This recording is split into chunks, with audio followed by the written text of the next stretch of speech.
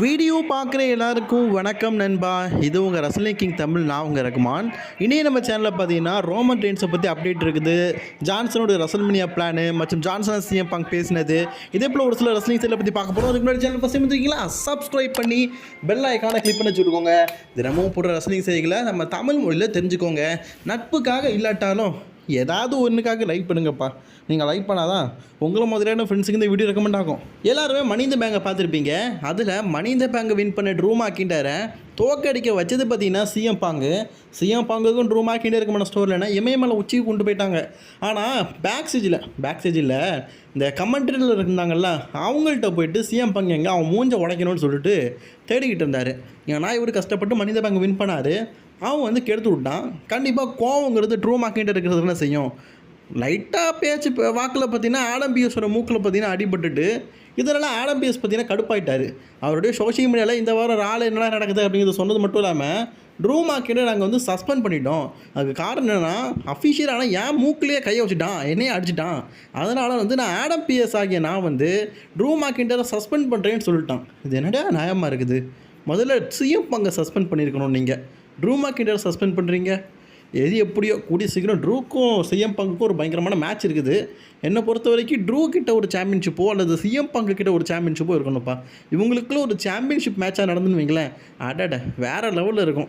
CM பங்கு தான் எனக்கு தெரிஞ்சு இந்த வருடம் ராயல் ரம்பிளாக வின் பண்ணி பயங்கரமான மூவ்மெண்ட்லாம் க்ரியேட் பண்ணுவார்னு நினைக்கிறேன். ஏன்னா போன வருஷமே மிஸ் ஆகிட்டு. இப்போ ட்ரூ மேக்கின்டர் பார்த்தீங்கன்னா மணி இந்த பேங்கை வின் பண்ணதை தடுத்து நிறுத்திட்டாரு நம்ம சிஎம் பங்கு. ஒருவேளை அடுத்த வருஷம் ராயல் ரம்பிள் வின் பண்ணும்போது அதையும் தடுத்து நிறுத்த ட்ரூ மேக்கின்டர் வராரோ, ஒருவேளை இவங்களுக்குள்ளே இருக்கிற ஸ்டோரியில் ரசல்மேனியா வரைக்கும் கொண்டு போவாங்களோ. இடையில செத்து ராலன்ஸ் வேறு ஆட் ஆகியிருக்கிறாரு. ட்ரூ மேக்கின்டர் ஒரு சஸ்பென்ஷன் அப்படிங்கிறது WWE கிரியேட் பண்ண ஒரு ஸ்டோரியில்னா உண்மையான சஸ்பெண்ட் இல்லை. மேபி இந்த வாரம் அட்டாக் பண்ணதுக்கு பேக் ஸ்டேஜில் வரலாம், அல்லது சஸ்பென்ஷன் முடிஞ்சதுக்கப்புறமா வரலாம். மேபி உங்களுக்குள்ள சம்மர்ஸ்லாம் மேட்ச் இருந்ததுன்னா ட்ரூ மேக்கின்டரை விரைவில் எதிர்பார்க்கலாம். அடுத்த செய்தி என்ன பார்த்தீங்கன்னா, நம்ம ஜான்சனை வந்து தன்னோட ரிட்டையர்மெண்ட் அறிவித்தார். பேக் ஸ்டேஜில் பார்த்தீங்கன்னா அவருடைய all in one favourite enemy CM பங்கு அவரை மீட் பண்ணியிருக்கிறாரு.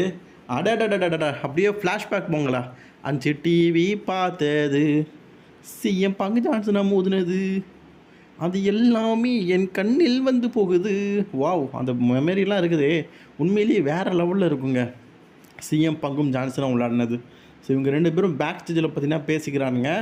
ஸோ அந்தளவுக்கு இவங்க பர்சனல் லைஃப்பில் பெஸ்ட்டு ஃப்ரெண்ட்ஸ்லாம் இல்லாட்டாலும் ரெண்டு பேரும் முன்னாடி சண்டை போட்டுக்கிறாங்க, நல்ல நெருக்கமானவங்க. ஒருத்தருக்கு ஒருத்தர் பார்த்திங்கன்னா கை கொடுத்து வரவேற்கிறதுருக்குறாங்க. இது பேக் ஸ்டேஜ் ஃபுட்டேஜாக பார்த்தீங்கன்னா இப்போதைக்கு சோஷியல் மீடியாவில் வெளியாக இருக்குது. நான் ஆல்ரெடி சொன்னேன், ஈத்தன் பேட்ச் பார்த்திங்கன்னா இப்போ நடந்து முடிஞ்ச NXTயில் பார்த்திங்கன்னா பிராண்ட் நியூ NXTயுடைய சாம்பியனாக இருக்கிறாரு. ஆல்ரெடி இப்போதைக்கு ஒரு செய்தி வந்துருக்குது. என்ன பார்த்தீங்கன்னா, ஆல்ரெடி ஈத்தன் பேட்ச் WWEக்கு வரும்போது அவர் NXT சாம்பியன் ஆக்குறேன் அப்படிங்கிற விதிமுறையில் தான் பார்த்தீங்கன்னா கொண்டு வந்திருக்கிறாங்களாம். பட் ஆனால் அது எப்போன்னு சொல்லலை. ஆனால் WWEக்கு ஈத்தன் பேட்ச் மேலே ஒரு நல்ல நம்பிக்கை இருக்குது. மற்றும் அவருடைய ஆசம் பர்ஃபார்மன்ஸ் அவங்களுக்கு பிடிச்சிருக்கு போல இருக்குது. முக்கியமாக ஷான் மைக்கிளுக்கு பிடிச்சிருக்கு போல இருக்குது. ஏன்னா ஷான் மைக்கிள் தான் இப்போ NXTயை பார்த்தீங்கன்னா கண்ட்ரோல் பண்ணுறாரு. அப்படிப்பட்ட ஷான் மைக்கிள் இவ்வளோ சீக்கிரமாக ஈத்தன் பேட்ச்கிட்ட சாம்பியன் கொடுத்தது அதிசயம் தான். ஏன்னா WWE பொறுத்த வரைக்கும் AEWவில் வந்த ரெஸ்லருக்கு ஆகாலம் பட்ட கோடி வருஷத்துக்கே பார்த்தீங்கன்னா 2 வருஷம் கழிச்சு தான் WWE பார்த்தீங்கன்னா சாம்பியன்ஷிப் கொடுத்தாங்க. பட் ஆனால் ஈத்தன் பேட்சுக்கு இவ்வளோ சீக்கிரம் கொடுத்தது ஈத்தன் பேட்ச் மேலே அவ்வளோ நம்பிக்கை WWEக்கு இருக்குது அப்படிங்கிறது நல்லாவே தெரியுது. ஸோ அதுக்கப்புறமா நேற்றுக்கு நான் ஒரு வீடியோ போட்டிருந்தேன். நேற்றுக்கில் இன்றைக்கி காலையில், ஆனால் நேற்றுக்கு நைட்டு தான் ரெக்கார்ட் பண்ணுறது, அதனால் அப்படி வந்துருச்சு. ஸோ அதில் ரோமன் ரெயின்ஸ் ஏதோ ஃபங்க்ஷனில் இருக்க மாதிரி இருக்கும். ஸோ அது வந்து அவங்க அப்பாவுடைய இறுதி சடங்கில் எடுத்த ஃபோட்டோவான். ஸோ அதை ஈதேன்னு சொல்லுவோம்ல, ஸோ அதில் எடுத்த ஃபோட்டோ அப்படிங்கிறது ரிவ்யூவில் இருக்குது. அது மட்டும் இல்லாமல் இதெல்லாம் முடிஞ்சதுக்கப்புறமா பார்த்தீங்கன்னா ஒரு விஷயம், அவங்க ஃபேமிலி எல்லாருமே சேர்ந்து பார்த்தீங்கன்னா ஏதோ ஒரு ஃபங்க்ஷன் மாதிரி நடத்திருக்கிறாங்க. ஸோ அதில் ரோமன் ரெயின்ஸ் பார்த்தீங்கன்னா அவர் ஃபேமிலி மெம்பர்ஸ் கூட சேர்ந்து அந்த சமூன் டான்ஸை பார்த்தீங்கன்னா ஆடிருக்காரு. இந்த டான்ஸ் எனக்கு சமூன் டான்ஸாக இல்லை ரிக்கிஷி இருக்கிறார் கூட பாருங்கள், நம்ம ஜே ஊசோட அப்பா ரிக்கிஷி இருக்கிறாரு.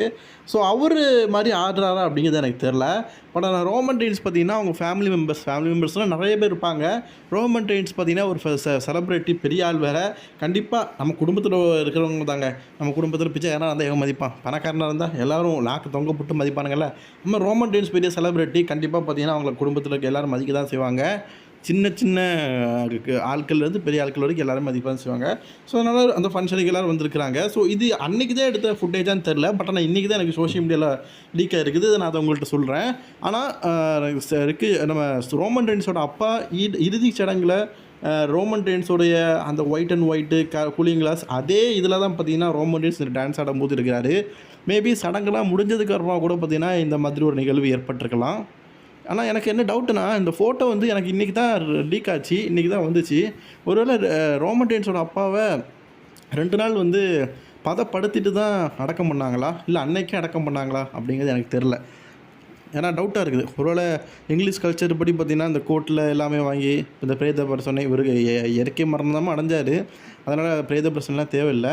பட் இருந்தாலும் வெளியூர்லேருந்து யாராவது வராங்க அப்படிங்கிறதுனால காத்திருந்தாங்களான்னு தெரில, இல்லை அன்னைக்கே அடக்கம் பண்ணாங்களான்னு தெரில. ஏன்னா இந்த ஃபோட்டோ வந்து கொஞ்சம் லேட்டாக தான் வந்திருக்குது, அதனால் எனக்கு டவுட்டாக இருக்குது. ரோமன் ரெயின்ஸோட அப்பா இறந்த உடனே அடக்கம் பண்ணிட்டாங்களா, இல்லை 2-3 நாள் பார்த்தீங்கன்னா அந்த ஃப்ரீசரில் வச்சதுக்கப்புறம் தான் அடக்கம் பண்ணாங்களான்னு.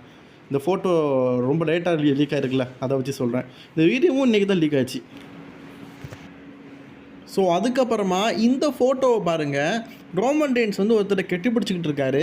அது யார் அப்படிங்கிறது எனக்கு தெரில.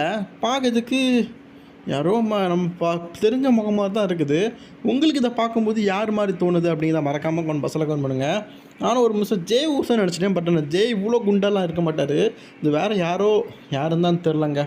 ஸோ அதே மாதிரி பார்த்தீங்கன்னா ஜோ என்ட்ரி, நம்ம ஜோ என்ட்ரி வந்து டபிள்யூபிக்கு வர போகிறாருன்னு சொன்னோம்ல. ஆக்சுவலி இதை நான் விட்டுட்டேன். இன்றைக்கி NXT முடிஞ்சதுக்கப்புறமா நம்ம எய்த்தன் பேஜ் வந்து நியூ சாம்பியன் ஆனதுக்கப்புறமா ஃபைனலி பார்த்தீங்கன்னா டபிள்யூபி வந்து ஒரு சின்ன கிளிப்பாக ஜோ என்ட்ரியோடைய சின்ன கிளிப் பார்த்தீங்கன்னா ரிலீஸ் பண்ணியிருக்கிறாங்க. அதில் ஜோ என்ட்ரி வந்து டபிள்யூபிக்கு வர மாதிரி ரிட்டன் ஒரு ஹிண்டாக கொடுத்துருக்காங்க.